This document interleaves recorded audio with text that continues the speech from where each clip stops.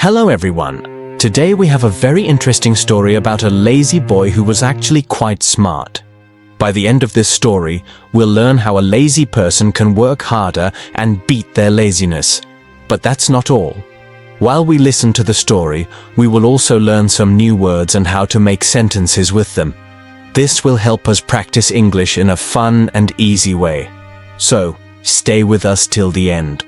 Once upon a time, in a small village, there lived a young boy named Ryan. He lived with his parents in a small house on the edge of the town. Ryan was very lazy. Every day he helped his father in the fields, but his job was only to chase away the birds that came to eat their rice crops. Most people used sticks or slingshots to chase the birds, but Ryan didn't want to move too much. So he built wooden poles in different parts of the field and connected them with ropes. This way, he could scare the birds without standing up. He could lie down and relax. His father was a bit worried about his laziness and thought, if I get sick, how will Ryan take care of everything? But since Ryan always finished his work, his father never got angry. One summer, during a dry season, his father got very sick and Ryan had to take care of the whole field by himself. He tried, but he wasn't used to hard work.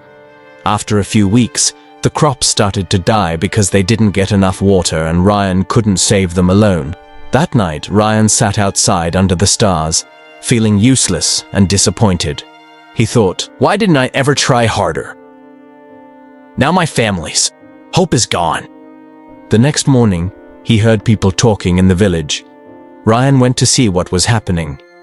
There, a soldier was announcing a big competition at the king's palace. The winner would get a chest of gold. Ryan thought, this could save my family. Without thinking much, Ryan said he would join the competition. The villagers laughed. They thought, how can someone as lazy as Ryan win against strong people from all over the kingdom? But Ryan didn't care. He had 3 days to reach the palace, so he left early.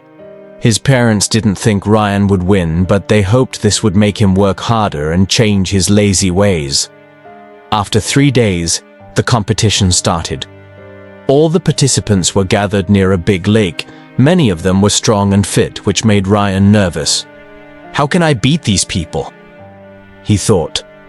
Then, the rules were announced. They had to cross the lake, and the first 3 people to finish would go to the next round. The countdown started. 3, 2, 1, go. Everyone jumped into the lake and started swimming, but Ryan stayed behind. He thought, there's no way I can win if I just swim.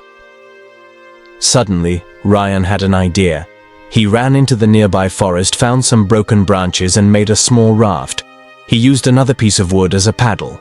Ryan thought, this is a race to cross the lake, not a swimming race. I may not be strong, but I can be smart. As the others got tired from swimming, Ryan paddled across the lake. Slowly but surely, he passed many of them. In the end, Ryan finished third and qualified for the next round. 2 other participants who were very strong also made it. The next day, the final competition began. Each contestant was given a big wooden block.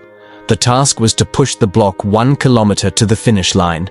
Behind them were many tools they could choose from to help them, but they could only pick one. The first contestant quickly grabbed a rope and started pulling the block. The second contestant took a piece of wood to use as a lever to move his block. Ryan, however, didn't rush. He thought carefully about the tools. I can't win by using my muscles. I need to think smarter, he said to himself. After thinking for a while, Ryan picked a small knife. The crowd was confused. How could a knife help him move such a big block? But instead of pushing the block, Ryan started carving it. He cut the block into a round shape, like a ball.